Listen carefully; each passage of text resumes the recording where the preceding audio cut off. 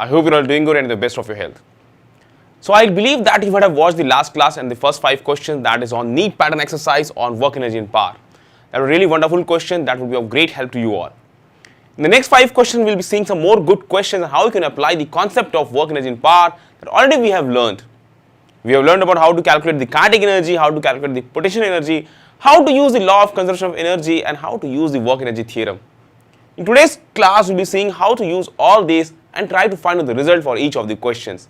Let's go ahead with the first question of the day, that is question number 6 after the first 5 questions. Question number 6. The kinetic energy acquired by a mass m in traveling a certain distance d starting from rest under the action of a constant force is directly proportional to.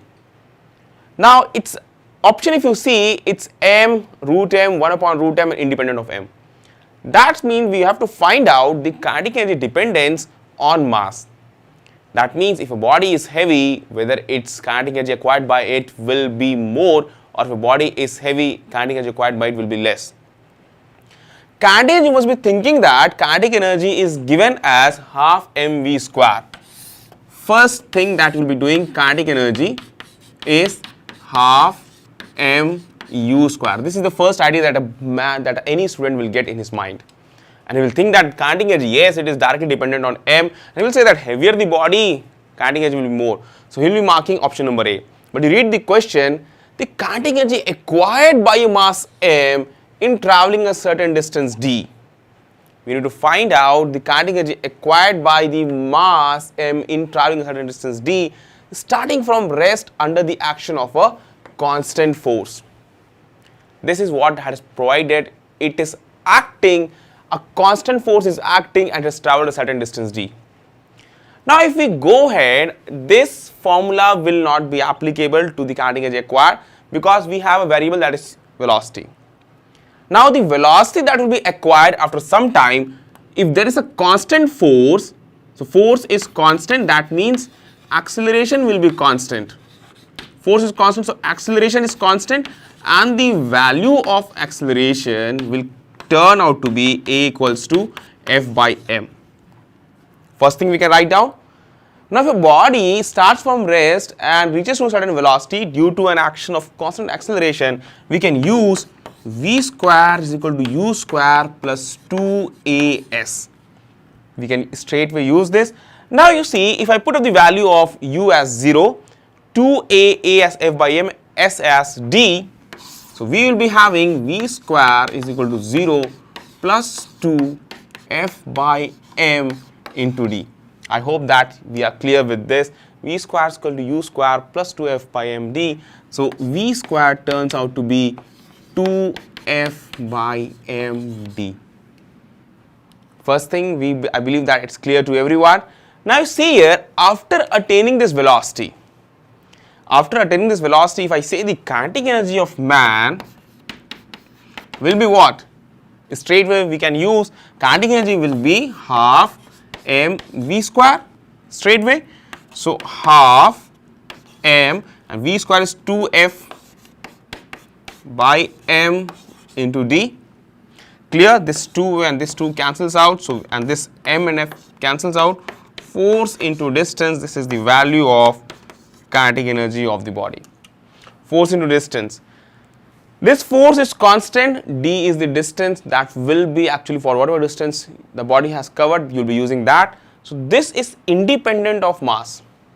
So don't go to the notion that here mass is there. So whatever velocity it is going to attain, you are going to mark option number A first, but that is an incorrect response. You have to think that if you solve this, you will be getting kinetic energy F into d. In your objective exam, I have elaborately shown how to reach on this. In your objective examination, you will be having less time.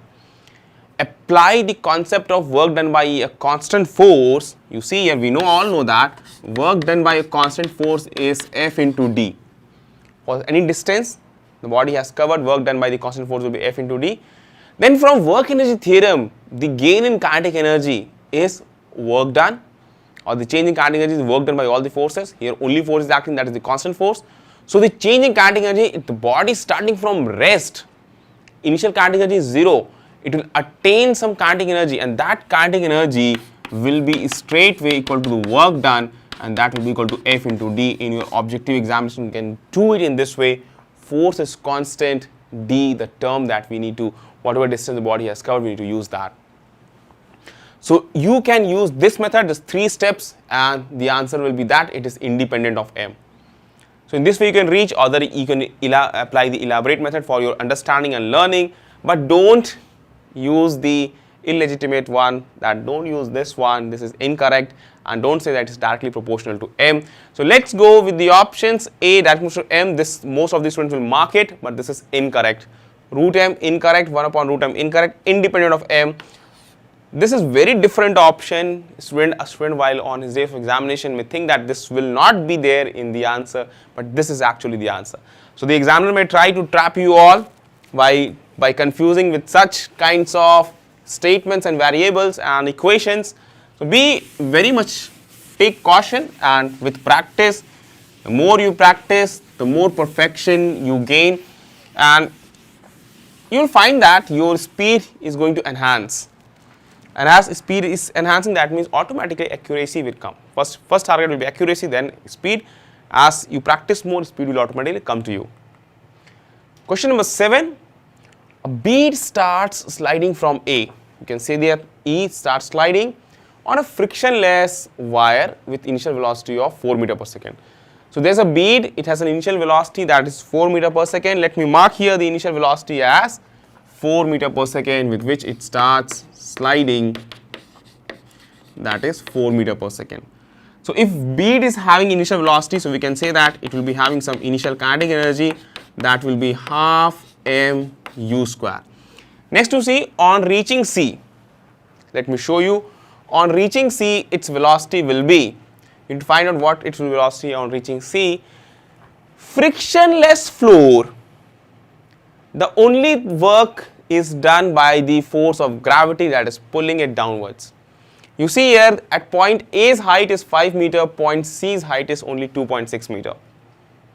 There is no loss due to work done by friction. There will be no loss in energy due to friction, and the only thing that you need to apply, now see here what will be there. As it descends, it will reach here. First its kinetic energy is going to increase and potential energy is going to decrease.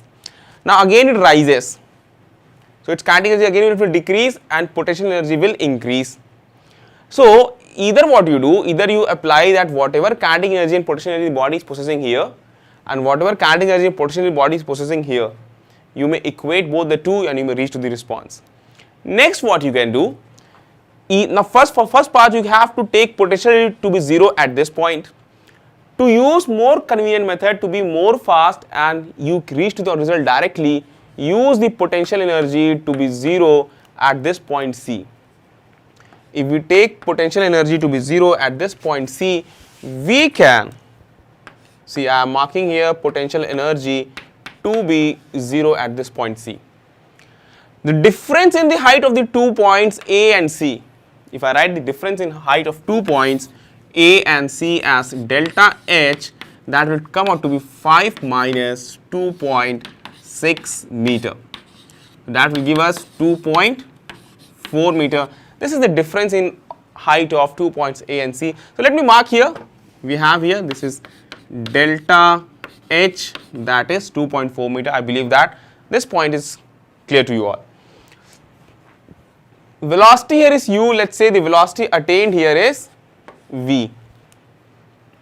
Now we can use the concept of potential energy and kinetic energy conservation, that is the total mechanical energy will be conserved since no external agent is doing any work. So let me go ahead. So as no external agent does any work, as no external agent does any work, so we will be having the energy will be conserved. The total mechanical energy will remain conserved. The total mechanical energy is conserved.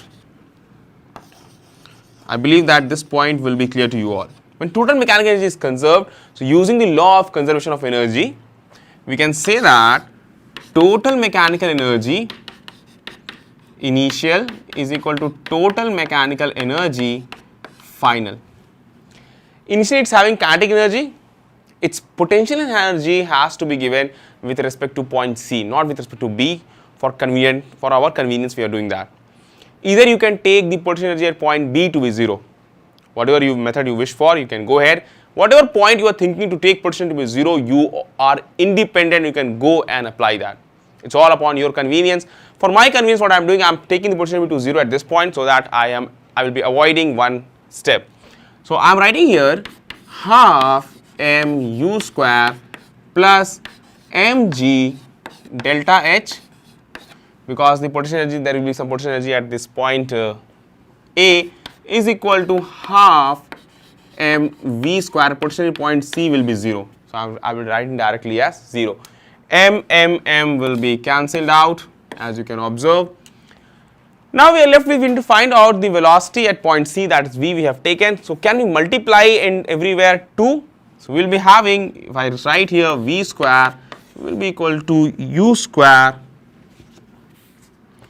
V square will be equal to U square plus twice of G delta H. Simply we need to multiply this. V square is U square plus twice of delta GH. Now you must be thinking that's a case of free fall kind of thing.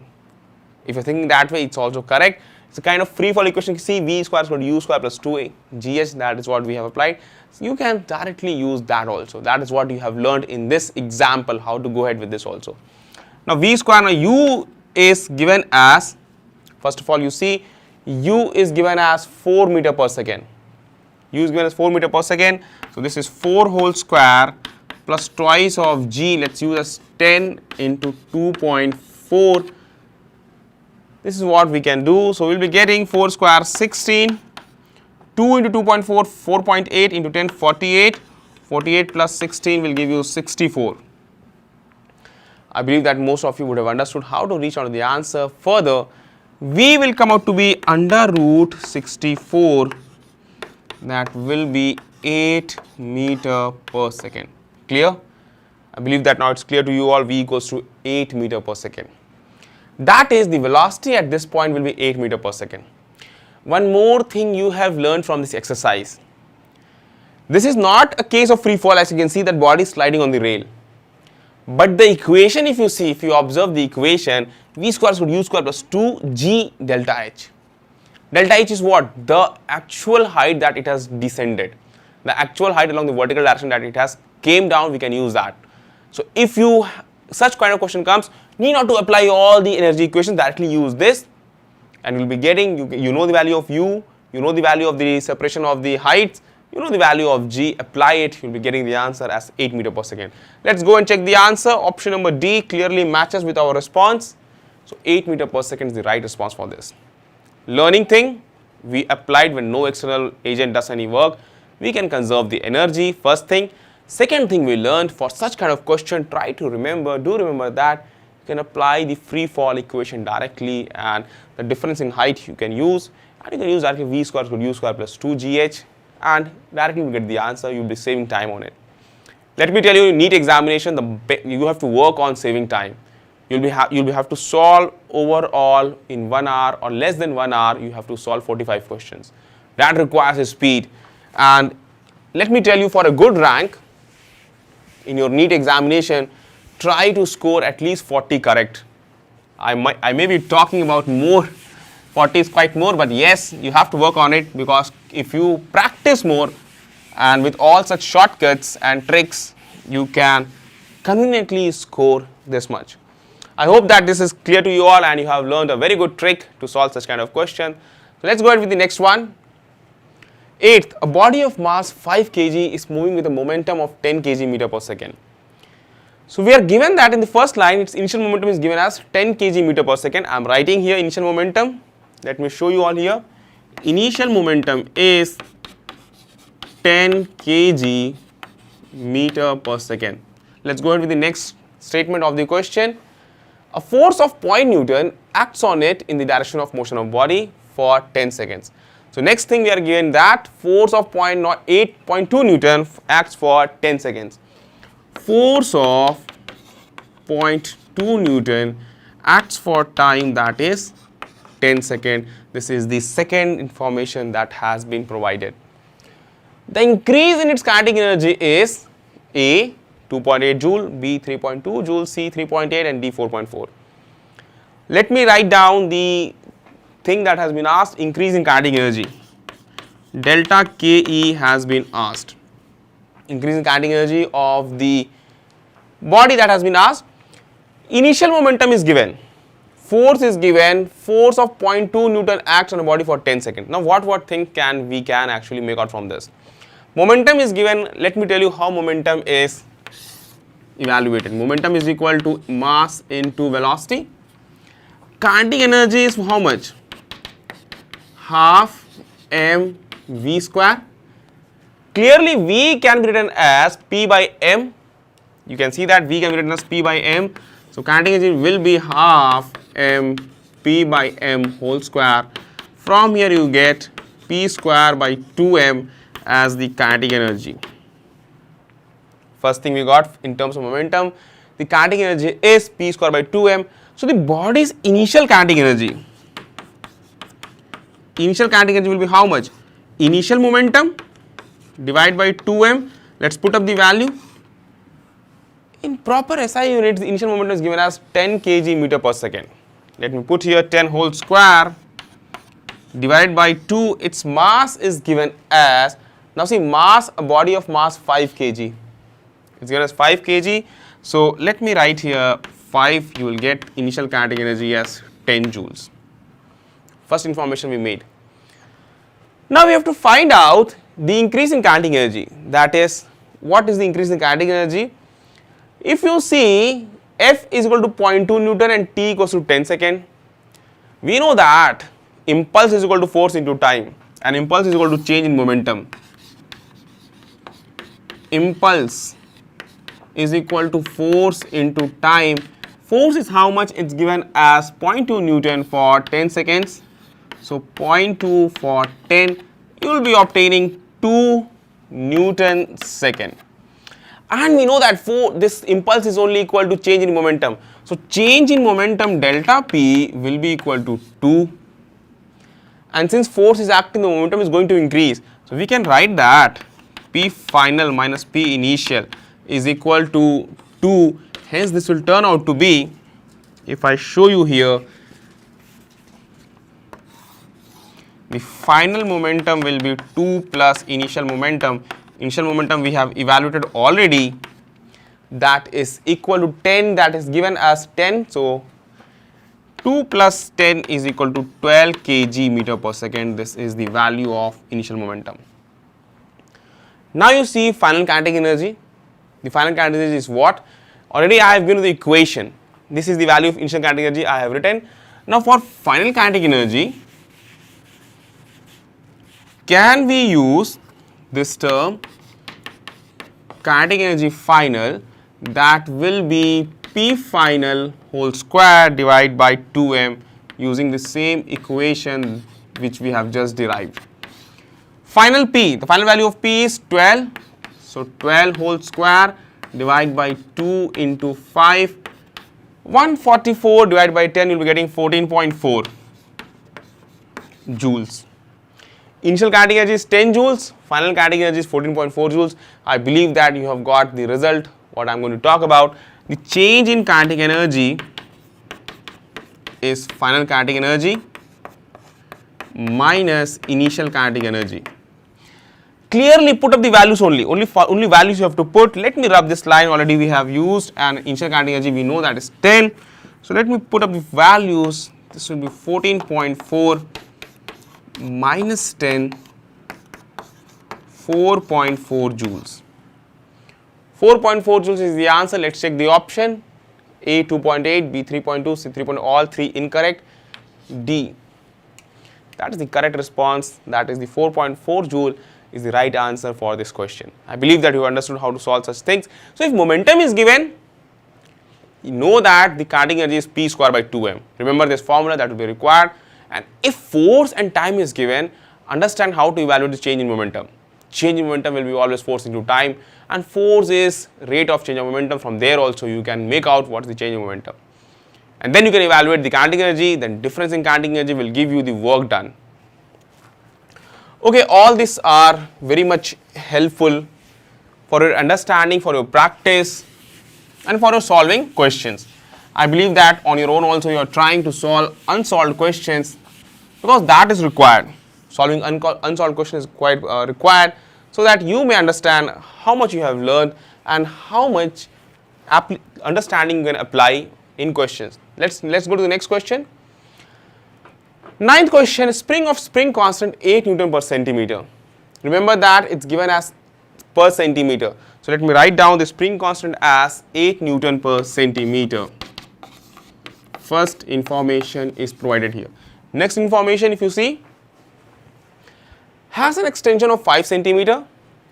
The minimum work done in joule in increasing the extension from 5 to 15 centimeter is A 16 joule, B 8 joule, C 4 joule, D 32 joule. Initial extension is 5 centimeter. So let me write down initial extension as x1, that is 5 centimeter. When it is extended to 15 centimeter, we need to find out what is the value of work done. We need to find out what is the value of work done. The minimum work done in joule in increasing the extension from 5 to 15 centimeter is required here. So if you see here it's given that 8 Newton per centimeter, here again we have centimeter. So let's see, we will be using values with proper units in centimeters only. Let's see in what units we are going to get the answer. Now see that the potential energy of the spring at any extension is given as half k x square. We know this. Potential energy is given as half k x square, and now potential energy initial will be given as half k x1 square. This is what we know. Potential final will be half k x2 square. So what will be the work done? Since there is no gain in the energy of the, then there is no gain in kinetic energy. So we can, whatever work you are going to do, that will be used in increasing the potential energy of the spring. So work done will be what? It will be delta potential energy. It will be half k x2 square minus x1 square. This is what we need to apply. X2 square minus x1 square. So half value of k is how much? It's given that 8 Newton per centimeter. So I'm using 8 Newton per centimeter. Now x2 15 centimeter. So 15 whole square, and let me use this bracket, a larger bracket. 15 whole square minus x1 whole square, that is 5 whole square. 2 and 8 will give you 4, and this is now, see, 15 whole square minus 5 whole square. Use centimeter whole square. 1 centimeter and centimeter will move ahead. We can cut 1 centimeter, 1 centimeter. 15 whole square, 225 minus 5 whole square, that is 25. 225 minus 25 will give you 200, and here you have 8 by 2, that is 4. 4 into 200 will give you 800 is equal to 800 Newton centimeter. First thing, centimeter in meters can be converted, you have to multiply 10 to power minus 2. So 800 Newton into 10 to power minus 2 meters. So you will be having this as 8 joules. So you can write this as equal to 8 joules Newton meter. That is what the final response. 8 joule is the minimum amount of work done to extend it. So you can see that option A 16 is incorrect, B 8 joule is correct, 4 is incorrect, 32 is incorrect. I believe that you have understood how to solve this, and if you know the formula for the potential energy of spring, you can solve it easily. If you know that how to use the concept of work energy theorem easily, you can solve such question. I hope that you have got it. Let's go to the next question of the class. All these questions are pretty much good question. Every question is different. Every question is letting us to understand new things and actually different things. How many kinds of questions can appear in your examination? And I believe that with all this, you will be clear about the work energy theorem concept, kinetic energy, potential energy, the difference, their uses. Let's go ahead. 10th question. A particle move along the x-axis from x equal to x1 to x equal to x2 under the influence of a force given by F equal to 2x. It's a dependent force on x. Work done in the process is A 0, B x2 square minus x1 square, C 2x2 x2 minus x1, and D 2x1 x2 minus x1. Now see, the force is dependent. The force is dependent on x, F is equal to 2x. So let me write that this force is dependent, that it is not constant. Force is variable. It's not a constant force. First thing. When force is variable, I have told you how to find the work done by the force. Now, work done in the process. Work done in the process, we all know that work done by a small work done by a dependent force is F dx. First thing we know, force that is applied on the body, that is 2x into dx. Force, you can see that it is 2x into dx, that is what has been given to us. Now, total amount of work done will be how much? Just integrate this. Total amount of work done will be integration of dw, and this will turn out to be integration of 2x dx. X integration will be x square by 2. So finally, and you see you have to limits, you have to put x1 to x2.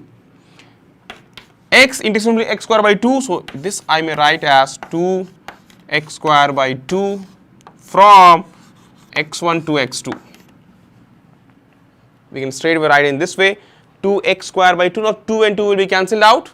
So we can write this will come out to be x2 square minus x1 square.